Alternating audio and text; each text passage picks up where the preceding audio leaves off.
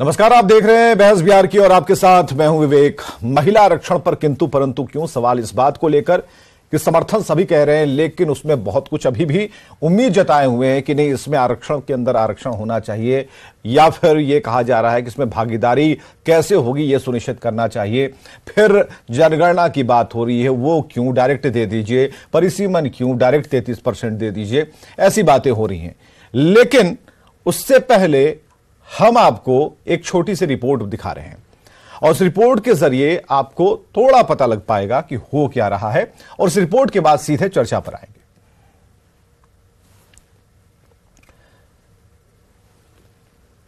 तौर पे SC/ST का है, उसी तर्ज पर पिछड़ा हो, अति पिछड़ा हो, अल्पसंख्यक महिलाएं हो, इन सबों का भी जो है आरक्षण जो है उसमें होना चाहिए।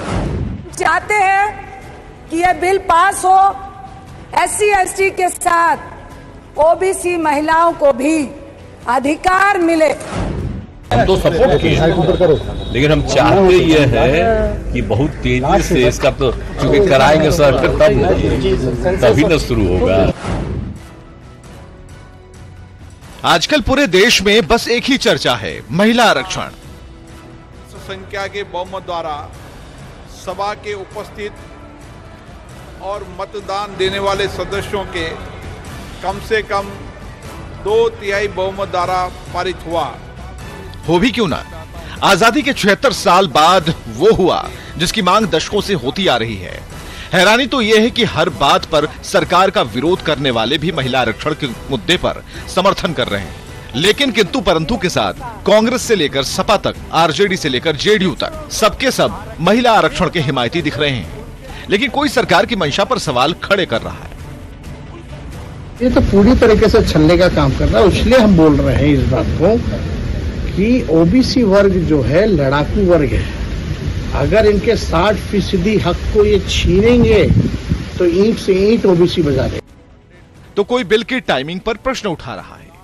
मैं आपसे सवाल करती हूं कि फिर महिलाओं के रिजर्वेशन के अधिकार में यह परिसीमन की, यह जनगणना की, सीट के रोटेशन की जो आपने बाधा लगाई है, क्या यह चुनावी एजेंडा है 2024 का, जिस पे आपको सिर्फ और सिर्फ झुंझुना दिखाना है?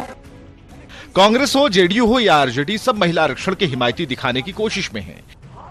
लेकिन ये मांग करते हुए कि इस महिला आरक्षण के अंदर OBC, EBC और अल्पसंख्यक समुदाय की महिलाओं के लिए अलग से आरक्षण होना चाहिए। तो सपोर्ट किए, लेकिन हम चाहते ये है कि बहुत तेजी से इसका तो चूंकि कराएंगे सर तभी न शुरू होगा। खास तौर पे SC/ST का है, उसी तर्ज पर पिछड़ा हो, अति पिछड़ा हो, अल्पसंख्यक महिलाएं हो, इन सबों का भी जो है आरक्षण जो है उसमें होना चाहिए। सवाल है कि विपक्ष अगर महिला आरक्षण के समर्थन में है, फिर किंतु परंतु क्यों? कांग्रेस अगर OBC की इतनी ही हिमायती है तो फिर 2010 के बिल में इसका प्रावधान क्यों नहीं था?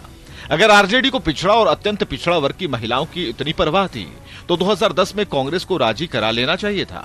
कहने का मतलब यह है कि अगर महिला आरक्षण का समर्थन कर ही दिया तो फिर किंतु परंतु क्यों? न्यूज़ 18 के लिए पटना से रवि S नारायण के साथ ब्यूरो रिपोर्ट। चलिए, उषा विद्यार्थी जी प्रवक्ता बीजेपी से हमारे साथ आज की डिबेट में होंगी, बहुत स्वागत है। सारिका पासवान जी का स्वागत, प्रवक्ता आरजेडी से, आनंद शंकर प्रवक्ता कांग्रेस से, और डॉक्टर संजय कुमार राजनीतिक विश्लेषक हमारे साथ मौजूद हैं। सबका एक साथ बहुत बहुत स्वागत करना चाहेंगे। इफ बट का जहां सवाल है तो वहां पर आरजेडी सामने आती है, क्योंकि खुले तौर पर इन्होंने कहा कि जो हम चाहते हैं, जिस तरीके से चाहते हैं, वो इसमें नहीं हमें दिखता, और एक थोड़ा लिंगर करने की कोशिश की जा रही है। हो सकता था, लेकिन अभी भी आज जो है आप कह नहीं सकते कि एक टाइम फ्रेम है, इसके बाद करेंगे, कब करेंगे, किस फायदे के लिए करेंगे, किस नुकसान की भरपाई के लिए करेंगे, यह सवाल उठ रहा है। सारिका पासवान से सबसे पहले, सारिका पासवान, इस कल जब बात हो रही थी इनसे परसों, तो इन्होंने कहा था कि नहीं, हम खुश हैं, कहीं कोई दिक्कत नहीं है, लेकिन हम इसके अंदर कुछ और चाहते हैं, और अगर वो हो जाता है जो हमारी डिमांड है या फिर बाकी महिलाओं की डिमांड है, तो ये और भी बेहतर हो सकता है। सारिका पासवान, आप अपने स्टैंड पर आज भी कायम हैं, और किंतु परंतु जहां तक बात है, क्या उस पर कुछ और पॉइंट्स आपने जोड़े हैं? देखिए विवेक जी, जब बात महिला आरक्षण बिल की आती है तो निश्चित रूप से उसमें हम समर्थन करते हैं, लेकिन भारतीय जनता पार्टी जिस बिल की लाई है उस बिल पे हम बिल्कुल समर्थन नहीं करते, और कारण ये है क्योंकि जो लॉग्स लगाए गए हैं और खास करके जो महिला आरक्षण के अंदर भी आरक्षण की जो बात और मांग हमारे कर रहे थे, आज वो कह रहे हैं कि SC/ST को दे रहे हैं, लेकिन वो अभी भी साफ नहीं है कि जो पहले से SC और ST को रिजर्वेशन मिल रहा है ये एक्चुअली उसमें रिजर्वेशन दे रहे हैं। जो 33% जो आरक्षण की बात ये कर रहे हैं उसमें तो वो अलग से आरक्षण दे ही नहीं रहे हैं महिलाओं को। तो अभी भी वो तमाम चीजों को जो कहते हैं ना बस चुनावी जुमले की तरह इस्तेमाल कर रहे हैं, वो और कुछ नहीं। और ये जो वो नया बिल लेकर आए हैं कि हम ये कर देंगे वो कर देंगे, कब कर देंगे, कब कर देंगे? अगर करना होता तो 2024 में आप इसे लागू करते ना, तमाम शर्तों को मानते हुए। शर्त भी नहीं, ये जरूरत है, ये डिमांड है उस आबादी की, उस तबके की, उन महिलाओं की जो आज भी दूर सुदूर ग्रामीण इलाके में मजदूरी कर रही हैं, दत्तवन बेच रही हैं, तरह तरह के मतलब पीछे जो कहते हैं समाज के पिछले पैदान पे खड़ी हैं। तो उन महिलाओं को भी मुख्य धारा में लाने के लिए अगर बीजेपी सरकार चाहती तो इस आरक्षण के अंदर आरक्षण देती, ओबीसी की महिलाओं को आरक्षण देती, अति पिछड़े को आरक्षण देती। लेकिन आप संपूर्ण महिलाओं की जब तक अगर आप सशक्तिकरण की बात नहीं करेंगे तो मुझे लगता है महिलाओं के साथ ये अन्याय होगा, भेदभाव पूर्ण होगा। अब तो वो सिर्फ क्योंकि सास भी कभी बहू थी टाइप की महिलाएं जो है वो सदन में बैठ करके वाचेंगी। अब उन महिलाओं का क्या जो सड़कों पे मजदूरी कर रही हैं, सामान बेच रही हैं, दुकानदारी कर रही हैं, उन महिलाओं की भी भागीदारी हमें तय करनी पड़ेगी क्योंकि वो भी हमारे समाज का हिस्सा है। सिर्फ और सिर्फ वो चेहरे जो चमकते हैं स्क्रीन पे या वो चेहरे जो संभ्रांत सशक्त परिवार से आने वाली महिलाएं जिनके पीछे बहुत दल है, बल है, वो महिलाओं को सिर्फ आगे आने का मौका मिले तो विवेक जी ये महिलाओं के साथ अन्याय है और ऐसे अन्याय के साथ निश्चित रूप से हम खड़े नहीं। उषा विद्यार्थी जी, जो सवाल खड़े किए जा रहे हैं आप समझ पाई होंगी अभी तक, किंतु परंतु अगर है तो फिर कहां है? क्या उषा विद्यार्थी इसे देख पा रही है, बीजेपी इसे देख पा रही है? देखिए, सबसे पहले तो हम लोगों के लिए बहुत खुशखबरी है कि भारतीय जनता पार्टी के प्रधानमंत्री जी ने इतना बड़ा निर्णय लिया है, वो तो स्वागत करना चाहिए। सभी महिलाओं को, सभी लोगों को स्वागत करना चाहिए कि इतना बड़ा, आज से नहीं, ये कब से बिल की चर्चा स्वागत हो भी रहा है, इसलिए कोई दिक्कत नहीं। आगे वाली बात किंतु परंतु पे तो किंतु परंतु तो हम करेंगे ही। सबसे पहले तो कि भवन में नया प्रवेश जब हम करने गए तो लक्ष्मी के रूप में महिला बिल ला करके ये ऐतिहासिक काम उन्होंने किया। तीसरी बात हम यह किंतु परंतु की कर रहे हैं, जो भी किंतु परंतु कर रहे हैं, इसके पहले भी आपको स्मरण होगा कि जब देवगौड़ा जी की सरकार थी उस समय भी ये बिल आया तो लोगों ने बिल को फाड़ दिया और फाड़ करके उसी सदन में फेंका। उस समय कहाँ थे ये लोग किंतु परंतु वाले लोग कि ये होना चाहिए और क्यों नहीं लाए? आज जब सारे चीजों को नकारते हुए और हमारे प्रधानमंत्री जी ने जब बिल पेश किया है तो ये लोग समर्थन भी कर रहे हैं और किंतु परंतु भी कर रहे हैं। ये दोनों बातें कैसे हो सकती है? आप एक तरफ कर रहे हैं कि मैं समर्थन कर रहा हूं, आप जैसे बिल की चर्चा हुई बिल आ रहे हैं सारे लोग कहें कि मैं भी महिला आरक्षण के पक्ष में हूं, और फिर जब आरक्षण के पक्ष में आए तो ये वोट की राजनीति और लोगों को नहीं, उसमें गुंजाइश की बात हो रही है। उषा विद्यार्थी जी, ऐसा नहीं है कि आरजेडी ये कह रही है कि नहीं पूरी तरह से हम खारिज करते हैं। उन्होंने कहा कि नहीं, इसमें कुछ चीजें जुड़ सकती हैं। कैसे जुड़ेंगी? आप ही समझिए, ओबीसी का हमारे यहाँ आरक्षण की बात अभी हम नहीं किए। 52 में जो हमारे यहाँ जो आरक्षण की बातें हुई तो फिर तो हम वहीं जाएंगे, फिर आरक्षण की बात करेंगे, फिर उसमें से इन महिलाओं को, और महिला में महिला, फिर यही पहले भी बातें होती थी। महिलाओं में आरक्षण क्या है? आप इसी बिहार की बात करिए, अन्य दूसरे स्टेट की बात नहीं करते हैं।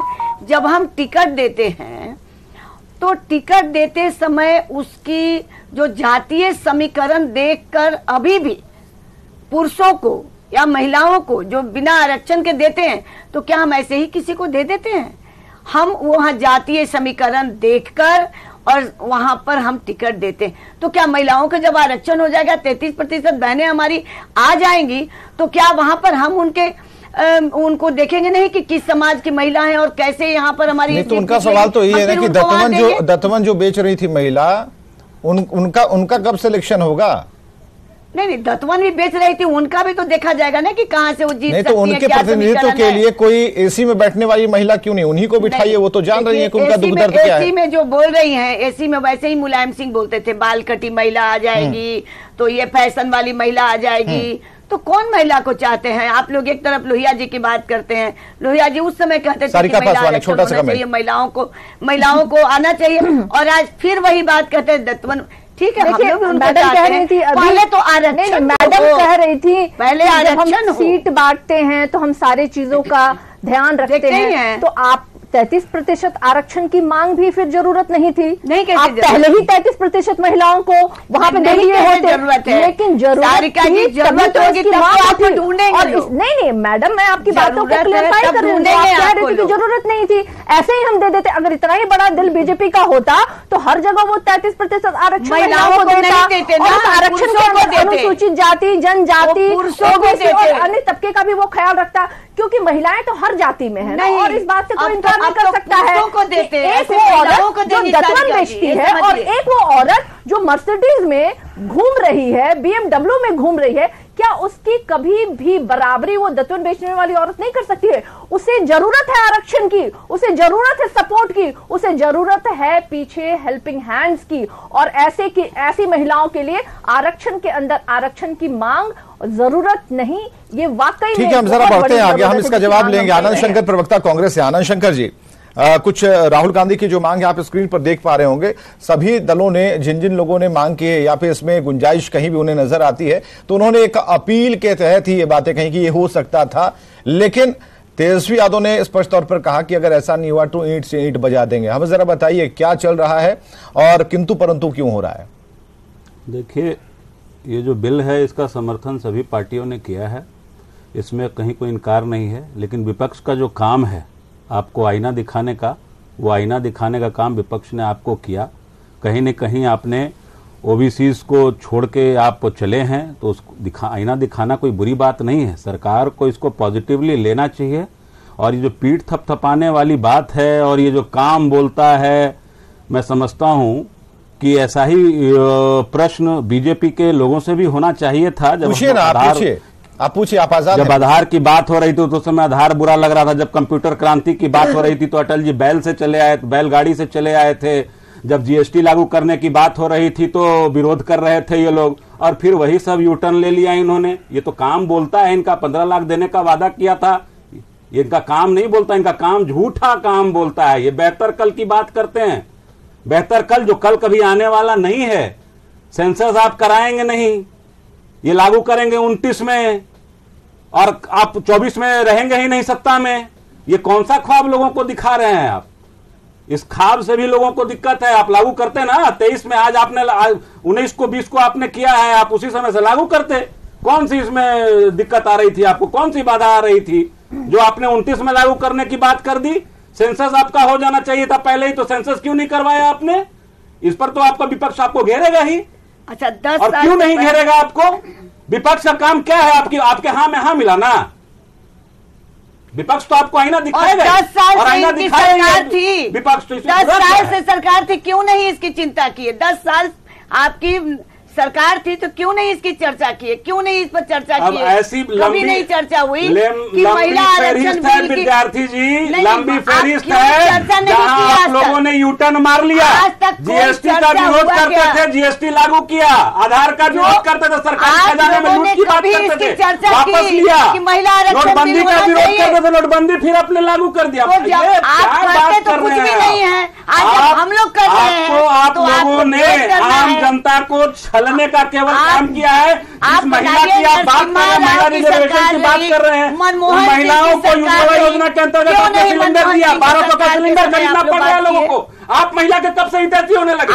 आप क्यों नहीं हितैषी? क्यों नहीं? क्यों? आपकी संस्था है आरएसएस, कहां महिलाओं को भर्ती कर रही है? आप बात करिए ना, लागू करवाइए सब चीजों में। 33% सब संगठन सब चीजों में लागू करवाइए। ये दोहरी मापदंड और दोहरी बातें मत कीजिए, दोहरी बातें नहीं, लागू करना है 24 कांग्रेस इसी चुनाव से हो, इसी आम सभा, इसी आम चुनाव से कांग्रेस किया, क्यों नहीं लागू हो? क्यों नहीं किया पहले मनमोहन सिंह की सरकार ने? क्यों नहीं अरे किया? हमने तो बहुत कुछ किया, देश को इस स्थिति में लाके खड़ा कर दिया। IM दिया, ITs दिए, सेल दिया, बेल दिया, सब दिया। आपने क्या दिया? आपने तो संसाधनों को बेचने का काम किया, LIC को बेचने का काम किया, और सारे अपने मित्र दे रहे हैं। ठीक है, हमारे साथ डॉक्टर संजय, ठीक है, डॉक्टर संजय कुमार हमारे साथ मौजूद है, राजनीतिक विश्लेषक मौजूद हैं। अभी आप सुन पा रहे होंगे डॉक्टर संजय कुमार। हम आते हैं जरा डॉक्टर संजय कुमार, ये किंतु परंतु जो चल रहा है, लेकिन इतनी बात तो है कि हम सीधे से कांग्रेस की बात को नकार नहीं सकते। आनंद शंकर ने जिन बातों का जिक्र किया कि पहले कुछ कहा, बाद में उसी पर अमल किया, ये बातें भी चलती रही, लेकिन हम अभी जरा फोकस करते हैं इस पर, उस पर भी हम बात करेंगे। कहीं से भी उसमें कोई गलती नहीं है। नहीं, तो पहले 10 साल आप मनमोहन सिंह की सरकार, मतलब आप कह रहे हैं, हाँ, आपने बाजी मार ली, लोगों ने बात किया, बाजी मार लिया, बाजी नहीं मार लिया, हाँ। हम लोगों ने सच्चाई और ईमानदारी से महिलाओं को, ठीक है, एक मिनट रुकिए ना डॉक्टर संजय कुमार, आप लोग क्यों नहीं किए? अच्छा बस आते हैं उषा विद्यार्थी जी, आपका सवाल जाए, आपका सवाल उसी जगह पर जमा हुआ है। रुकिए डॉक्टर संजय कुमार जी, महिला आरक्षण पर किंतु परंतु क्यों? नहीं, देखिए, सबसे पहली तो कि जिन परिस्थितियों में भी और जिन वजहों से भी जो भी उनका उद्देश्य रहा हो, पहली बात तो कि महिला रिजर्वेशन बिल 5 बार सदन के पटल पर रखा गया, चलिए इस बार पास हो गया। ये महिलाओं के लिए एक बड़ी ताकत की बात है।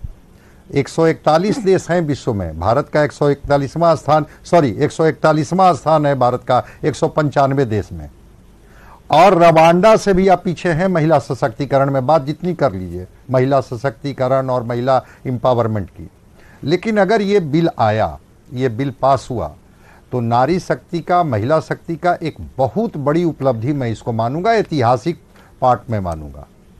रह गई बात कि जो सवाल हैं वो तो विपक्ष उठाएगा, आप उनको अनुत्तरित नहीं कर सकते हैं। उन्होंने क्या कहा कि जब आप ये बिल ला रहे थे तो इस बिल में ओबीसी के लिए कोई बात आपने क्यों नहीं की? मैं कहता हूं कि संसद में या विधानसभाओं में ओबीसी के लिए सीट रिजर्व है क्या? पहले आप वहां रिजर्व कर दीजिए कि भाई पुरुष के लिए तो है ना, SC ST के लिए रिजर्वेशन है, ओबीसी के लिए तो कोई रिजर्वेशन नहीं है।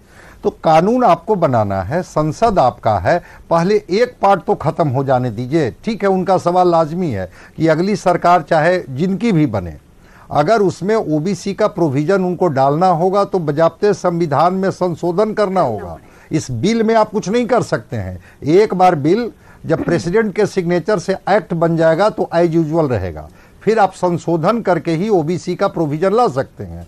जो विपक्ष है, विपक्ष का कहना था कि जब एक बड़ी आबादी ओबीसी की है और आप उसके मजबूती के साथ पैरोकार हैं कि हम उनको रिप्रेजेंटेशन देते हैं, तो आखिर उन महिलाओं को रिप्रेजेंटेशन क्यों नहीं? उनके रिप्रेजेंटेशन के लिए कोई बात क्यों इसमें नहीं है? सिर्फ आपने 33% रिजर्वेशन करके महिलाओं को तो दिया, अच्छी बात है, लेकिन वो महिलाएं जो कहीं खेत खलिहान गांव गरीब से निकलती हैं, क्या उन महिलाओं के बारे में भी इस बिल में कोई प्रोविजन है कि हाँ उन महिलाओं को जगह कैसे मिलेगी? इस बात से तो इनकार नहीं किया जा सकता है कि पुरुष सत्तात्मक समाज है और उसमें चीजें वहीं से तय होती है, लेकिन एक बाध्यता तो अब हर पार्टी को होगी।